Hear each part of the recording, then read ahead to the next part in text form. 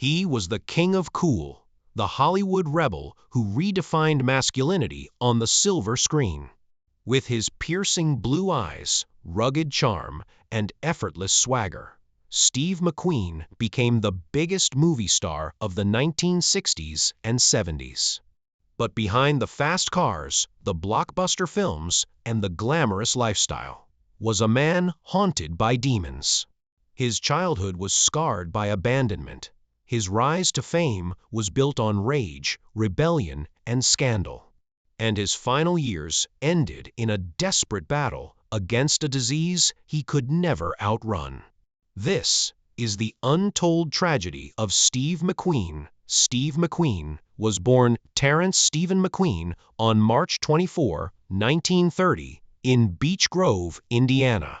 His childhood was anything but glamorous. His father, a stunt pilot, abandoned the family when Steve was just a baby. His mother, an alcoholic, struggled to raise him and often left him in the care of relatives.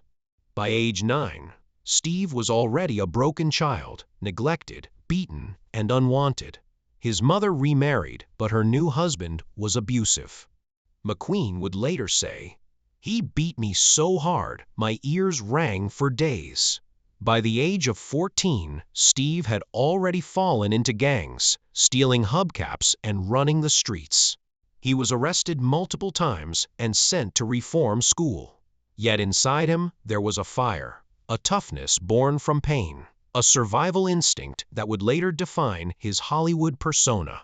In 1947, McQueen found an escape: the United States Marine Corps. The discipline and structure gave him a new sense of purpose.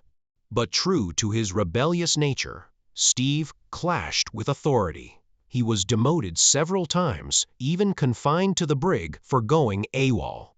And yet, by the time he was honorably discharged in 1950, he had found the resilience that would carry him through life. It was in the Marines that McQueen discovered two loves: motorcycles and adrenaline. Both would follow him to Hollywood and nearly destroy him. After drifting through odd jobs, Steve enrolled in acting classes under the GI Bill.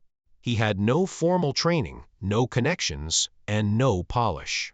But what he did have was raw energy, charisma, and a dangerous edge that audiences couldn't ignore. By the mid-1950s, McQueen was landing television roles.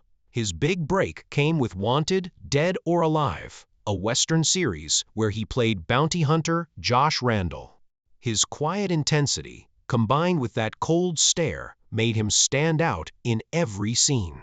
Soon, Hollywood took notice. In 1960, he appeared in The Magnificent Seven, stealing scenes even while standing alongside legends like Yul Brynner and Charles Bronson. By 1963, his role in The Great Escape, riding a motorcycle and leaping over barbed wire, made him an international star. McQueen wasn't just acting, he was living his roles. By the late 1960s, Steve McQueen was at the top of Hollywood. Films like Bullitt, The Thomas Crown Affair, and Le Mans turned him into an icon. What made McQueen different was his authenticity. He wasn't pretending to be cool, he was cool. He raced cars, collected motorcycles, wore jeans and t-shirts when other stars wore tuxedos. He was anti-Hollywood, and audiences loved him for it. But success came with a dark side. McQueen's personal life was as turbulent as his films were successful. He married actress Neil Adams in 1956, and they had 2 children. But Steve was unfaithful, addicted to fast living, drugs, and other women. Neil later revealed, "Steve was a great love, but he was also my greatest pain." He was unfaithful, controlling, and violent. Cocaine, marijuana, and alcohol became part of his daily routine. He hung out with motorcycle gangs, carried guns everywhere, and developed a paranoia that someone was always out to get him. He even demanded in his contracts that he be given 12 hours notice before filming, just in case he needed time to sober up. And yet, audiences never saw this side of him. To the public, Steve McQueen was the ultimate hero.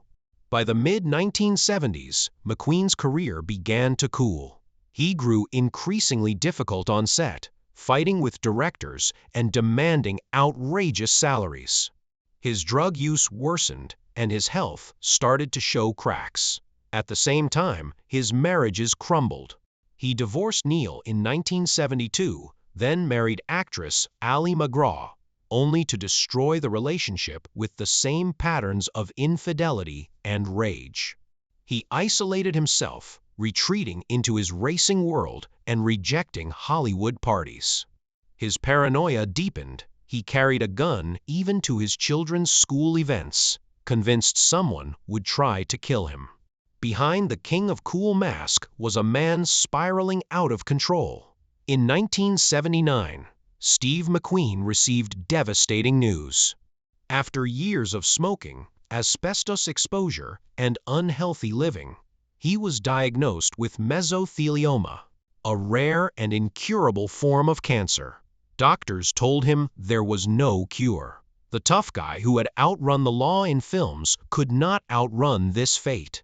But McQueen refused to accept it.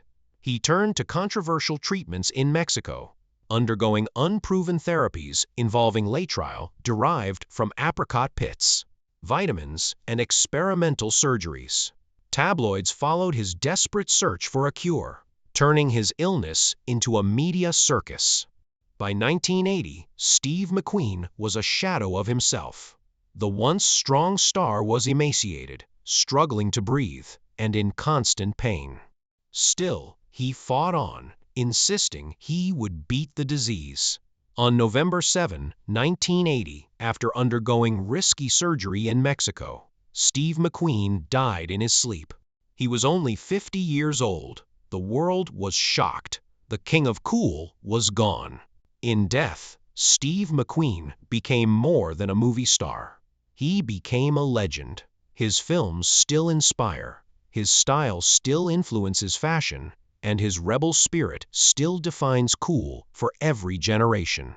But behind the legend was a man scarred by childhood trauma, consumed by paranoia, destroyed by addiction, and finally taken by a cruel disease. The tragedy of Steve McQueen is not just that he died young, but that he spent much of his life running from pain he could never escape.